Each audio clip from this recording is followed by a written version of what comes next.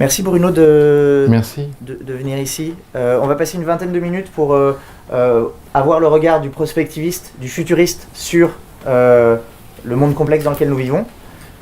Il y aura une petite surprise à la fin, et puis je vous en dis pas plus. Merci Olivier, merci à tous. Je ressens beaucoup de gratitude d'être parmi vous ce soir. Moi, ça fait 25 ans que j'essaye de comprendre le monde et d'en faire des outils qu'on peut utiliser dans sa vie personnelle et dans nos organisations. Quand j'ai eu 35 ans, j'ai quitté mon travail assez confortable et bien payé dans une grande entreprise française parce que j'avais vraiment le sentiment que nous vivions une transition très particulière. Une transition absolument incroyable dans l'histoire de l'humanité et que nous n'avions pas les outils pour comprendre et agir dans cette mutation. Mutation, je parle même de véritable reset, c'est-à-dire je crois que ce qu'on est en train de vivre va complètement remettre en cause la manière dont on vit, la manière dont on travaille, la manière dont on mange, la manière dont on éduque nos enfants. Et donc à 35 ans, j'ai quitté mon travail et j'ai consacré l'intégralité de mon temps à essayer de comprendre ce qui nous arrivait. Donc chaque année, je fais un tour du monde. Donc j'ai rencontré, je sais pas, des centaines, des milliers de gens probablement. J'ai rencontré des présidents de grosses boîtes, j'ai rencontré des gens super riches, j'ai rencontré des gens super pauvres, j'ai rencontré des artistes, j'ai rencontré des gens en prison, j'ai rencontré des gens des forces spéciales, j'ai rencontré des politiciens, des activistes. Et plus je rencontrais des gens, moins ça avait de sens. Finalement, je comprenais de moins en moins. Et comme dans le même temps, je lis toujours à peu près une centaine de livres par an sur les plus grandes innovations scientifiques, spirituelles, philosophiques, un jour où je me disais, mais c'est pas possible, c'est le chaos, c'est le bordel, on va nulle part, quoi. Et quand je me suis dit, c'est le chaos, il y a une espèce de déclic, je me suis dit, bah attends, t'as lu plein de trucs sur les théories du chaos, peut-être que si tu fais tes devoirs, tu vas pouvoir trouver un certain nombre d'outils. Et c'est le cas. Ce soir, ce que je voudrais partager avec vous, c'est pourquoi et comment nous sommes dans cette situation, dans un monde que je vais vous décrire comme turbulent, un monde que j'appelle chaotique. Pourquoi et comment on est arrivé là. Je voudrais également partager avec vous qu'est-ce que ça veut dire, un monde turbulent, un monde incertain, un monde chaotique. Et la partie la plus importante, je voudrais partager avec vous qu'est-ce qu'on peut faire. Qu'est-ce qu'on peut faire dans sa vie personnelle, dans nos organisations et dans nos institutions. Alors tout d'abord, pourquoi et comment on en est arrivé là? Le monde dans lequel nous vivons est devenu chaotique essentiellement pour 3 raisons. Le nombre, la connexion et la vitesse. Tout d'abord, le nombre. Combien était-on sur Terre il y a à peu près 150 ans? Qui c'est qui a une idée? Il y a 150 ans. 1 milliard. On était à peu près 1 milliard. Dit autrement, on n'était pas beaucoup.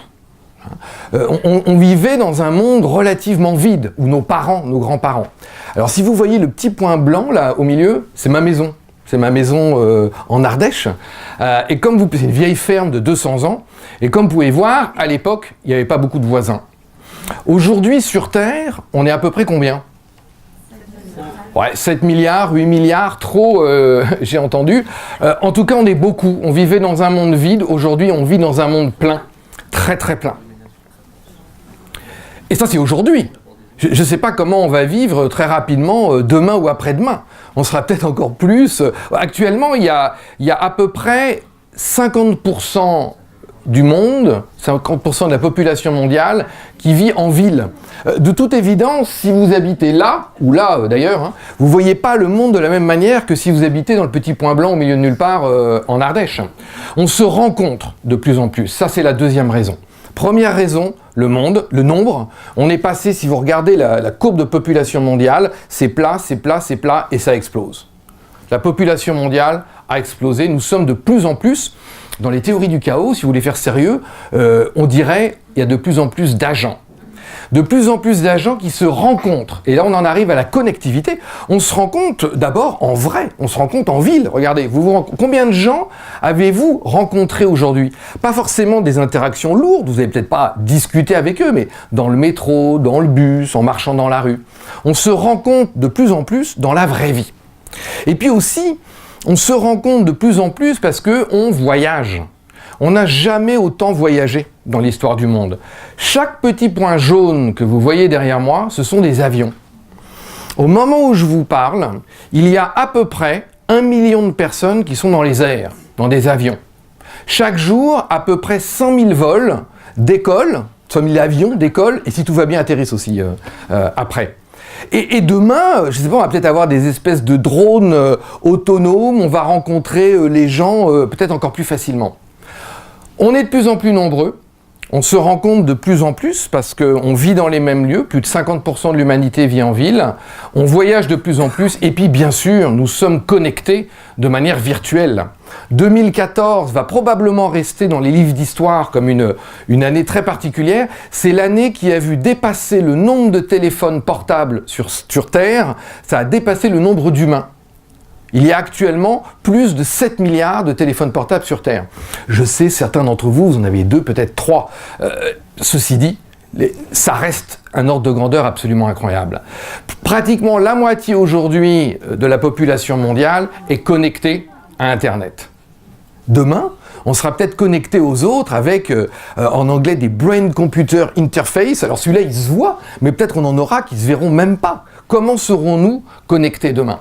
Nous sommes de plus en plus nombreux sur Terre et de plus en plus connectés. Troisième raison pour laquelle nous sommes dans un monde devenu chaotique, c'est la vitesse. Les choses ne sont jamais allées aussi vite.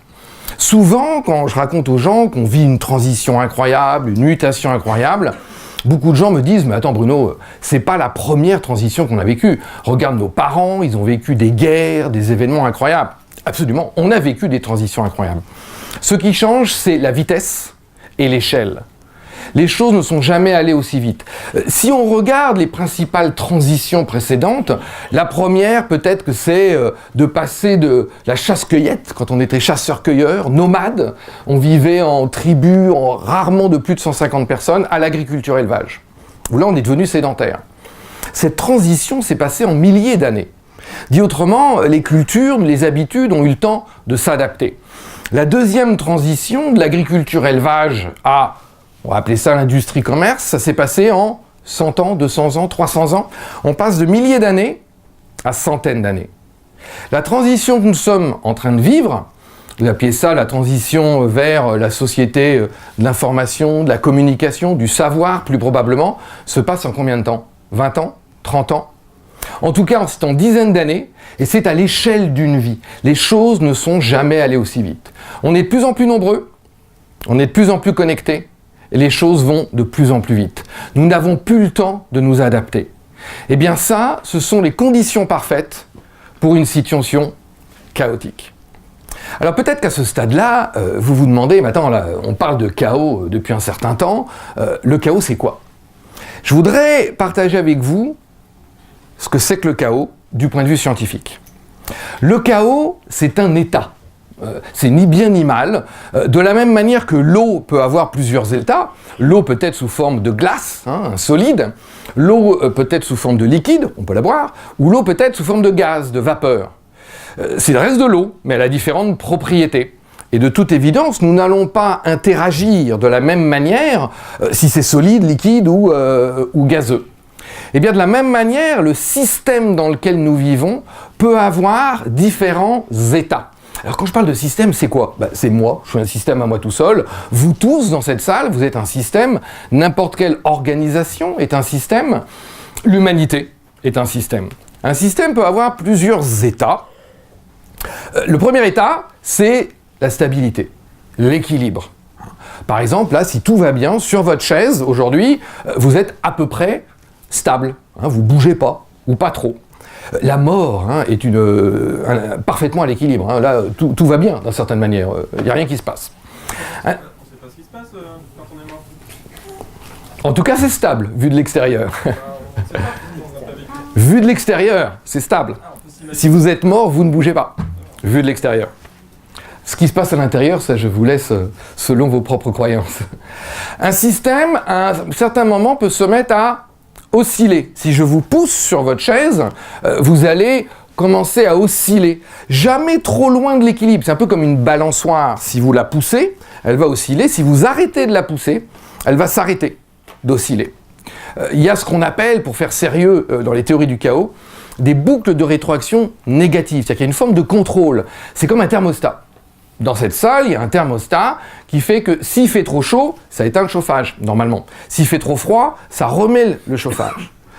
Notre cerveau est parfaitement adapté avec tout ce qu'on a appris à l'école pour comprendre, analyser, réagir et être à l'aise dans un système à l'équilibre ou qui oscille proche de l'équilibre. On parle de crise cyclique, c'était la droite, ça va être la gauche, c'est comme le balancier. À partir d'un certain moment, ce que nous apprennent les théories du chaos, c'est que le système peut sortir de l'équilibre. C'est-à-dire que là, les choses s'auto-amplifient. Ça sort du contrôle, c'est une sorte de thermostat fou qui fait que plus il fait chaud, plus il met le chauffage. Il fait encore plus chaud, il met encore plus de chauffage. Le système est devenu fou. On parle de boucle de rétroaction positive. Parce que nous sommes devenus de plus en plus nombreux, parce que nous sommes tous connectés, que les choses vont trop vite, de plein de points de vue, dans des tas de domaines, le système est sorti de l'équilibre. On parle du tipping point, une fois qu'on a passé ce point. Je vais vous donner 2 exemples. Par exemple, je peux dire, plus on est sur Facebook, plus on est sur Facebook. Ah oui, attendez, si on est que nous tous sur Facebook, personne ne veut venir, tout le monde s'en fout. Si on est 1 milliard ou beaucoup plus, bah là, il y a beaucoup de gens qui veulent venir. Plus on est sur Facebook, plus on est sur Facebook. De la même manière, avec les crises. Avec les crises, une crise économique déclenche une crise sociale qui va déclencher une crise politique qui peut-être va déclencher elle-même une autre crise économique, etc. Les crises s'auto-amplifient. Ce ne sont plus des crises cycliques. Et alors les choses deviennent de plus en plus extrêmes. Juste un exemple. Aujourd'hui, on estime qu'il y a à peu près 67 personnes dans le monde qui ont les mêmes revenus que la moitié de la population mondiale. Alors je sais pas, peut-être que parmi vous, il y a un des 67, je sais pas, vous n'êtes pas obligé de vous dénoncer. Les choses deviennent de plus en plus extrêmes. Alors peut-être que la question que vous vous posez à ce stade-là, c'est qu'est-ce qui se passe après ? 2 choses peuvent se passer. Quand on a dépassé le tipping point, qu'on est rentré dans cette phase chaotique, 2 choses peuvent se passer. Il y a une mauvaise nouvelle et une bonne nouvelle. Alors je vais commencer par la mauvaise nouvelle, comme ça on pourra terminer et surtout passer du temps avec la bonne nouvelle. 2 choses peuvent se passer. La première, c'est le système s'effondre. Deuxième principe de la thermodynamique, tout redeviendra poussière, le système s'effondre. C'est pas la première fois que l'humanité s'effondrerait. Quelle est la première ville dans l'histoire de l'humanité, autant qu'on sache, à avoir atteint une population de 1 million d'habitants? Ce qui donne une idée du niveau de complexité qu'ils avaient atteint à l'époque. Ouais, a priori, on pense que c'est Rome. Il y en a peut-être d'autres qu'on ne connaît pas. Hein. Quand Rome s'est effondrée, en à peu près 50-70 ans, selon les historiens, la population est passée de 1 million à peu près 50 000. Quand ça s'effondre, ça s'effondre. Alors à l'époque, les gens ils sont morts, ils ont déménagé, la plupart sont morts. Ils sont morts de faim, la population s'est totalement effondrée. Alors à l'époque, ça a touché Rome, c'est-à-dire que c'est assez local, même si l'Empire romain à l'époque c'est quand même énorme. Hein. Mais enfin, on peut imaginer que les Chinois ont assez peu été affectés. Et ça a quand même pris 50 ans ou 70 ans. Mon point de vue, c'est qu'aujourd'hui, si ça s'effondre, 1, ça ne sera pas local, ou pas uniquement local, 2, ça ne prendra pas 50 ans ou 70 ans. Alors, la bonne nouvelle. La bonne nouvelle, c'est qu'un autre système, toujours plus complexe que le précédent, peut émerger. On parle de percée ou d'émergence. Qu'est-ce que vous diriez d'un monde où nous vivrions à 7 milliards, 8 milliards, 10 milliards, je ne sais pas combien, plus ou moins, en harmonie, où chacun trouverait à faire ce qu'il a envie de faire, où chaque enfant aurait accès à suffisamment de nourriture, l'éducation dont il a envie. Les théories du chaos nous montrent que c'est possible. Il peut y avoir une émergence. Alors, c'est pas de la théorie, c'est comme ça que nous sommes là. C'est comme ça que du Big Bang, on a atteint de plus en plus de complexité pour en arriver où nous sommes. Nous sommes nous-mêmes, êtres humains, le résultat de ces différentes émergences dans le vivant. De l'atome à la molécule, à la cellule, à un être vivant, à nous. Alors, je ne sais pas, c'est peut-être pas la fin, il y a peut-être un next level, une étape d'après. Nous sommes le fruit de ces émergences. Aujourd'hui, je pense que nous sommes à ce stade-là, avec des accélérations qui vont encore s'accélérer. Si je devais donner 3 raisons, ne serait-ce que technologiques, mais il y en a d'autres. Il y a des explications sociales, rien que l'apparition des robots. Rien que les manipulations génétiques. Aujourd'hui, vous pouvez à peu près pour 200-300 € acheter un kit, CRISPR ça s'appelle, et dans votre cuisine, vous pouvez commencer à créer du vivant. L'intelligence artificielle. Et le point important, ce n'est pas l'un ou l'autre, c'est la combinaison des trois.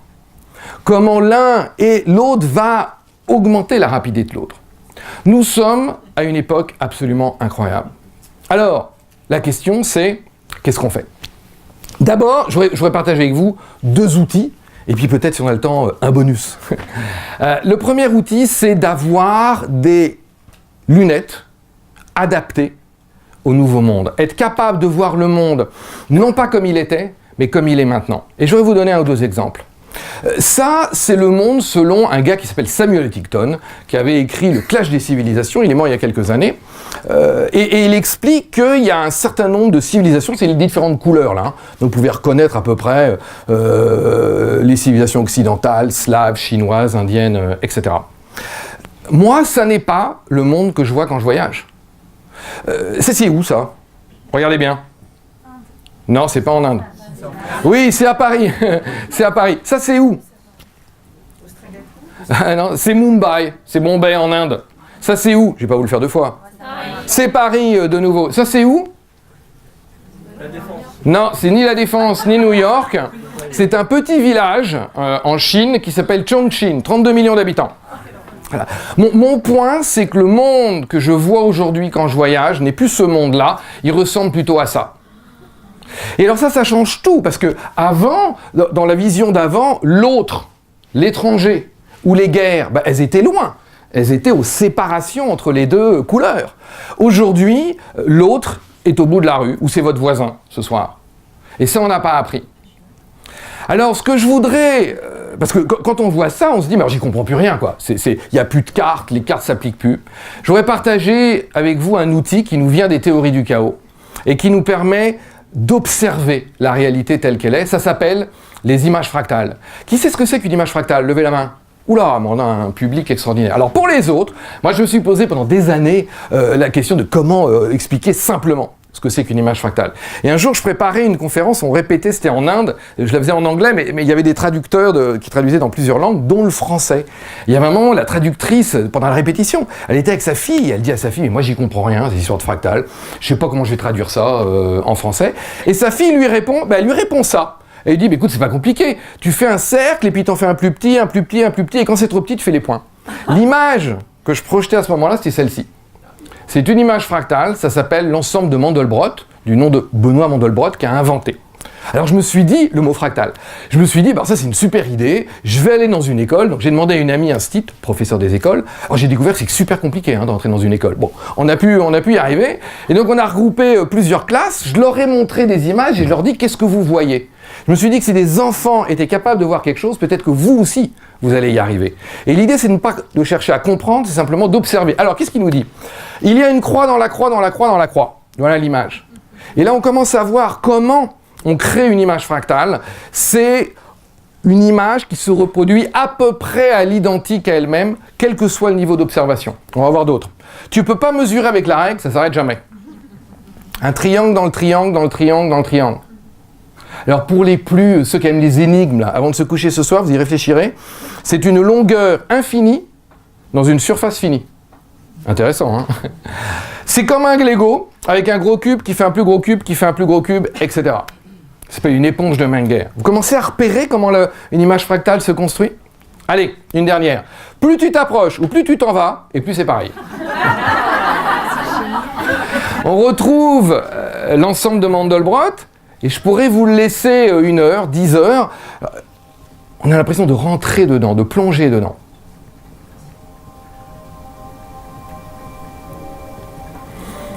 Mon but, c'est qu'en sortant de cette salle ce soir, vous commenciez à voir des images fractales partout. Et pour ça, la nature est là pour vous aider. La nature sait très bien vivre dans le chaos depuis quelques millions d'années. Vous reconnaissez ça? Un chou, une feuille, un éclair, un arbre. Ça, c'est le désert d'Atacama, au Chili. Vous commencez à repérer les images fractales? Eh bien, ça y est, vous êtes contaminés. Et c'est mon but. Vous ne pourrez plus voir le monde de la même manière, vous allez commencer à voir le monde tel qu'il est, et non tel qu'il n'est plus. C'est quoi ça? Non, c'est pas du corail, tout le monde dit que c'est du corail. C'est une cellule qu'il y a dans votre cerveau. Vous êtes des êtres fractales. C'est quoi ça? Non, c'est toujours pas du corail. C'est vos poumons. C'est vos poumons. Et la nature voulait mettre une surface la plus grande possible, presque infinie, dans un volume limité. Votre cage thoracique, qu'est-ce qu'elle a fait? Une fractale. Alors, comment appliquer ça? Quelques exemples très rapides. Eh bien, par exemple, vous pourriez décider d'avoir une vie moins ce que j'appelle linéaire, le monde d'avant, mais une vie plus fractale. Alors, c'est quoi? Avant, il y avait 3 étapes. Première étape, on apprend. Deuxième étape, on travaille. Troisième étape, on se repose. Alors, il y en a une quatrième, mais j'en parle pas trop parce que j'ai vu qu'il y en a qui se posaient des questions sur celle-là. Alors, moi, je pense que le monde d'aujourd'hui n'existe plus à ça, ne ressemble plus à ça. Alors, je dis pas qu'il faut mettre les enfants au fond de la mine à pousser des wagonnets, mais qu'ils aient des expériences professionnelles. J'ai rencontré un gars aux Pays-Bas, à Amsterdam, il y a quelques semaines. Il résout des problèmes de grandes organisations, d'entreprises, en demandant de l'aide à des enfants de 10 à 12 ans. Et oui, peut-être qu'ils ont des trucs à nous apprendre, y compris à nous les grands. Et puis surtout, si vous devez retenir qu'un truc là, c'est si vous êtes dans cette phase-là, combien de temps passez-vous à apprendre?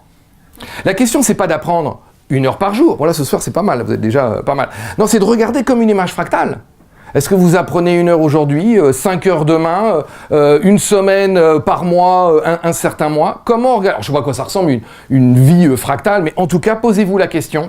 Dans un monde turbulent, chaotique, parmi les grands enjeux, c'est d'apprendre à apprendre, d'apprendre à désapprendre et d'apprendre à réapprendre.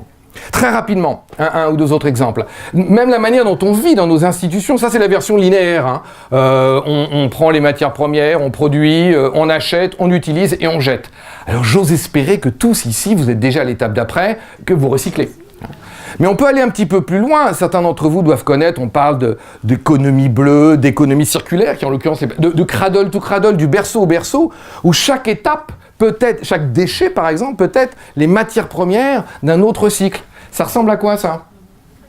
À une image fractale. Quand vous commencez à voir ce que c'est qu'une image fractale, vous allez reconnaître de nouvelles manières de travailler, de nouvelles manières d'organiser sa vie familiale ou nos institutions. Premier outil, c'est celui, par mon expérience, qui va avoir le plus d'effet à long terme chez vous. Vous allez commencer, comme une petite graine qui germe dans votre esprit, à voir les choses de manière différente. Deuxième outil que je voudrais partager avec vous, c'est quand on est dans cette phase-là, quand le chaotique, quand le thermostat est cassé, on ne peut plus contrôler les choses. Moi, quand j'ai commencé à prendre ma retraite, quand j'avais 35 ans, je me suis dit qu'il faut que je gagne un peu d'argent quand même, donc je suis allé voir les gens qui me passionnaient, c'était la musique, moi j'ai une passion, c'est la musique, je suis allé voir les gens qui travaillent dans l'industrie du disque, il y a à peu près 17 ans, le début du téléchargement, du peer-to-peer. Les gens, ils me disaient, mais t'inquiète pas Bruno, on va contrôler tout ça, on va mettre des digital rights management, on va poursuivre nos clients, grande idée commerciale. Qu'est-ce qui s'est passé? Bon évidemment maintenant on connaît l'histoire, en moins de 5 ans, ils ont perdu 70% de leur chiffre d'affaires. Quand ça s'écroule, ça s'écroule. Le contrôle ne marche pas. Ce que je vous propose, c'est de remplacer le contrôle, pas tout le contrôle, parce que maintenant on a une vision fractale, on garde un petit peu de tout, par beaucoup plus de process de régulation. C'est quoi la régulation? C'est un petit process qui va avoir de gros effets. Je vais vous donner un ou deux exemples. Moi, par exemple, quand j'ai commencé à travailler, il n'y avait pas de mail. Il y avait du mail papier, quoi, des enveloppes. Et alors moi, je suis ingénieur, un peu dans le contrôle au départ. Mon truc, c'était, pour être efficace, on m'avait appris ça, pour être efficace, tu ne pars pas le soir sans que ta inbox, ta boîte d'arrivée, soit vide. Alors ça, même avec une inbox d'emails, si vous recevez 10, 20, allez même 50 emails par jour, ça marche. Si vous en recevez 100, 200, plus les messages WhatsApp, Messenger, etc., ça marche plus. Vous pouvez plus contrôler le truc. Et moi, j'ai vu ma productivité baisser, ma frustration monter. Jusqu'au jour où j'ai testé, et je vous invite à le tester, un processus de régulation. C'est, depuis 1 an et demi, je ne regarde jamais mes mails avant 11 heures. Essayez. Vous allez voir comment un tout petit process, cherchez pas trop à comprendre pourquoi. Je pourrais vous expliquer pourquoi. Essayez-le. Et vous verrez les résultats. Allez, un dernier. À chaque fois, le monde chaotique, le monde turbulent, ça n'est plus le monde du « ou ». À chaque fois que je me pose la question, est-ce que je devrais faire ça ou ça, je me pose la question, est-ce que je ne pourrais pas faire ça et ça? Alors oui, il y a plein de cas où on ne peut pas, où ça ne marche pas. Mais rien que de se poser la question, en général, ça ouvre des possibles, ça ouvre des potentiels. Et il y a plein de fois où on réalise qu'on peut faire les deux. Je vais quasiment conclure. Avant, je voudrais vous inviter à réfléchir à ce qui se passe là. On l'a vu, ce sont des crises qui s'auto-amplifient, qui sont de plus en plus importantes. Et je vais vous donner tout à l'heure un lien où vous pourrez télécharger. J'ai préparé pour vous, c'est un PDF d'une dizaine de pages, 12 pages, comment se préparer et surtout comment se préparer aux opportunités. Parce que quand on pense crise, en général, on pense risque. On pense moins opportunité. Le dernier point, c'est quand on est là, je peux vous démontrer qu'on n'a jamais eu autant de pouvoir. Tiens, qui c'est qui a entendu parler de l'histoire de United Airlines, là, du passager? Qui c'est qui a vu la vidéo? Bon, pour les autres, c'est celle-là. Plus de la moitié de la salle. Plus de la moitié de la salle. Bon, pour ceux qui ne connaissent pas, c'est le gars qu'ils ont sorti d'un avion. Voilà, quelques caméras. Quand j'ai regardé tout à l'heure, il y avait plus de 3 millions de vues sur YouTube. Plus de 3 millions de vues sur YouTube. Aujourd'hui, parce que nous sommes dans un monde chaotique, le moindre petit changement s'auto-amplifie et peut avoir d'énormes conséquences. Dans les théories du chaos, ça s'appelle l'effet papillon. Merci beaucoup. Dans un monde linéaire, pour changer les choses, il faut soit être très nombreux pour faire une révolution, soit être très riche, très puissant, le président d'un pays.